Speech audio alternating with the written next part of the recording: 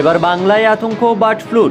এবার বাংলায় আতঙ্ক ছড়িয়েছে বার্ড ফ্লুর। বার্ড ফ্লু এর সংক্রমণ ফের বাড়ছে। এদেশে এই নিয়ে আক্রান্ত দুজন। বিশ্ব স্বাস্থ্য সংস্থা জানাচ্ছে, পশ্চিমবঙ্গে বছর 4 এক শিশুর শরীরেও পাওয়া গিয়েছে ভাইরাসের স্ট্রেন।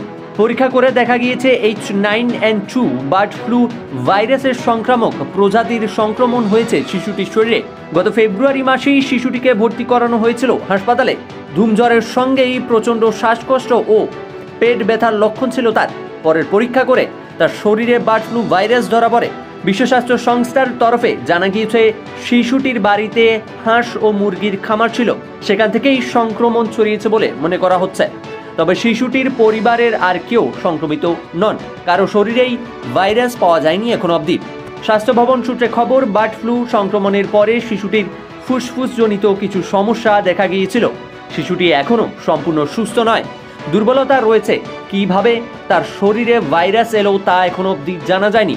শিশুটি উত্তরবঙ্গের বাসিন্দা। তার পরিবারের কেউ বা তার বাড়ির আশেপাশের কারো মধ্যে সংক্রমণ ধরা পড়েনি। শিশুটির নাক ও গলা থেকে নেওয়া নমুনা কলকাতার একটি ভাইরাস রিসার্চ সেন্টারে পরীক্ষা করা হয়েছে। সেখানেই ধরা পড়েছে শিশুটির শরীরে বার্ড ফ্লু ভাইরাসের NH9N2 প্রজাতির সংক্রমণ রয়েছে। উল্লেখ্য, এই নিয়ে ভারতে দ্বিতীয়বারের মতো মানবদেহে H9N2 ভাইরাসের সংক্রমণ দেখা গেল। এর আগে প্রথমবার 2019 সালে একজনের শরীরে বার্ড ফ্লু ভাইরাসের এই সংক্রমণ দেখা গিয়েছিল। এই ভাইরাসের সংক্রমণ বাংলায় খুবই চিন্তাজনক একটি বিষয়। তাই বার্ড ফ্লু সংক্রান্ত এই ধরনের বিষয় নিয়ে অবশ্যই আপনাদের সচেতন থাকতে হবে। ব্যুরো রিপোর্ট, ক্যালকলিং টিভি, কলকাতা।